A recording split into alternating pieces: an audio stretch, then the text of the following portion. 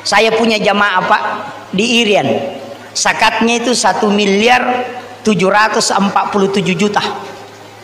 Daytona Mega, si di miliar lebih, 1 miliar lebih zakatnya. Iya.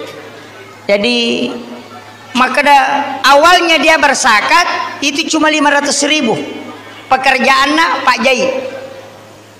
Lama-lama naik hartanya. 3 tahun kemudian 2 juta sekena. 5 tahun kemudian naik 300 juta. Berikutnya sampai sekarang 1 M. Dia mengatakan dia penang kawasaka Pak Ustaz, nah dia nak tambah tahu-tahu.